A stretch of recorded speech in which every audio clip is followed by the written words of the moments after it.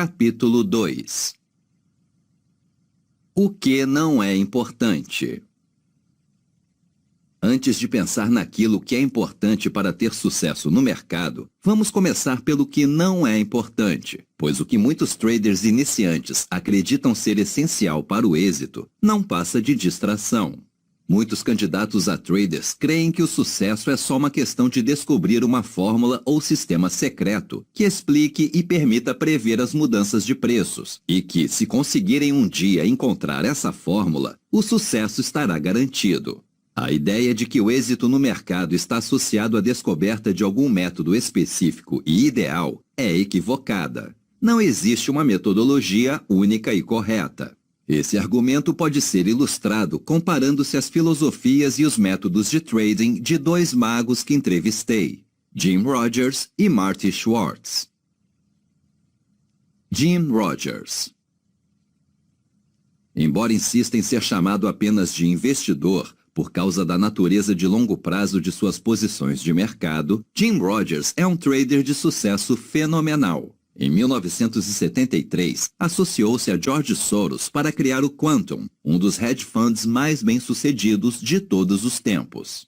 Rogers deixou o Quantum em 1980, porque o êxito da empreitada levou à sua expansão, o que trouxe responsabilidades gerenciais indesejáveis. Ele queria se concentrar em pesquisa e investimento no mercado. Por isso, aposentou-se para gerir o próprio dinheiro. Acima de tudo, Jim Rogers tem tino para enxergar situações de maneira ampla, antecipando tendências maiores de longo prazo. Quando eu o entrevistei em 1988, o ouro vinha de um declínio de 8 anos, mas Rogers parecia certo de que esse movimento de queda ainda duraria uma década. Toda guerra para um general é a última, disse ele. Para um gerente de portfólio, toda baixa do mercado é a última. A ideia de que o ouro é e sempre será uma ótima forma de preservar valor é absurda. Houve vários momentos históricos em que o ouro perdeu o poder de compra, em alguns casos durante décadas. Rogers estava absolutamente certo, e o ouro seguiu em queda por mais 11 anos. Outro mercado sobre o qual ele tinha uma opinião particularmente incisiva era a Bolsa de Valores de Tóquio. Na época, as ações japonesas inseriam-se num mercado de forte alta.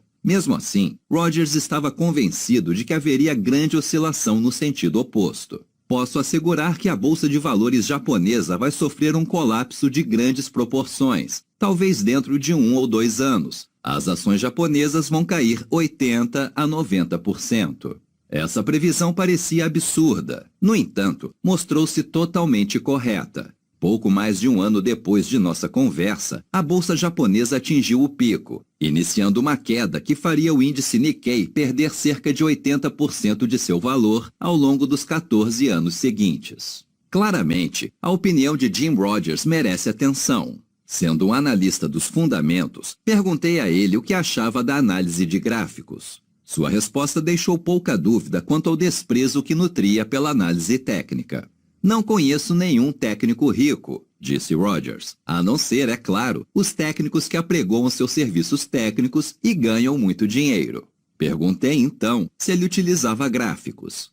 Sim, respondeu, para ver o que anda acontecendo. Não fico dizendo qual foi o termo que você usou antes, reversão. Tem uma reversão aqui. Não sei nem o que é uma reversão. Quando fiz menção de explicar o termo, ele me interrompeu. Não precisa me dizer, só vai confundir minha cabeça. Não sei nada dessas coisas, nem quero saber.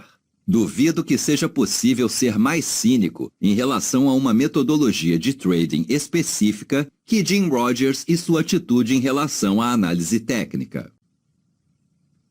Marty Schwartz. Vejamos agora o caso de outro trader incrivelmente bem-sucedido, Marty Schwartz, que se encontra no extremo oposto do espectro em termos de abordagem analítica. Quando entrevistei Schwartz, ele tinha transformado uma carteira de $40 mil em mais de $20 milhões, sem nunca ter sofrido uma perda superior a 3%, considerando os dados do fim de cada mês, ao longo do caminho. Schwartz fez questão de observar que seus 2 piores meses, perdas de 3% e 2%, foram os meses em que seus filhos nasceram, e foi impossível manter o foco. Durante esse período, ele participou de 10 campeonatos abertos de trading. 9 foram competições de 4 meses, em que seu retorno médio não anualizado chegou a 210%. Na única competição de ano inteiro que disputou, obteve retorno de 781%. Fica evidente que Schwartz é outro trader cuja opinião tem que ser levada muito a sério. O que teria a dizer sobre o tema da eficácia da análise fundamentalista comparada à análise técnica? Durante mais de uma década, ele foi analista de securities antes de se tornar trader em tempo integral, fazendo uso da análise técnica. Ironicamente, quando perguntei a Schwartz se ele havia feito uma transição total da análise fundamentalista para a análise técnica, sua resposta pareceu uma réplica direta ao comentário de Rogers sobre a análise técnica, sendo que eu nem mencionei esse comentário a ele. Schwartz respondeu: totalmente. Sempre dou risada quando alguém diz: nunca encontrei um técnico que ficou rico. Adoro. É uma resposta tão arrogante e sem sentido. Usei os fundamentos durante 9 anos, e foi como técnico que fiquei rico. Dificilmente encontraremos 2 pontos de vista mais divergentes e mais firmes em relação ao que funciona e ao que não funciona no trade. Rogers baseou suas decisões de trading unicamente na análise de fundamentos. Considera que a análise técnica está no mesmo patamar do charlatanismo. Enquanto isso, Schwartz perdeu dinheiro sistematicamente quando usou a análise de fundamentos, mas atingiu um desempenho inacreditável empregando a análise técnica. Ambos tiveram um êxito espetacular, e ambos enxergam o método do outro com absoluto desdém e até cinismo. Como conciliar essas visões divergentes? O que essa dicotomia entre Rogers e Schwartz nos ensina?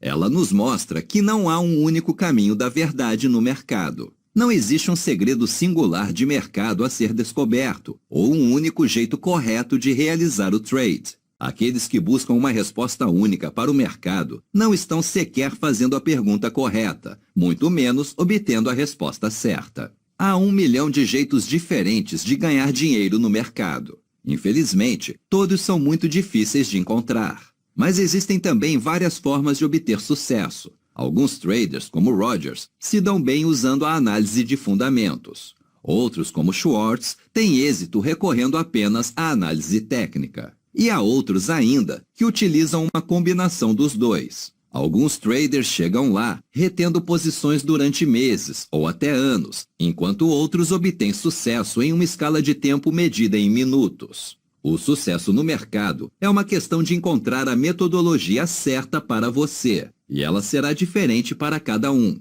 e não uma questão de encontrar uma metodologia verdadeira.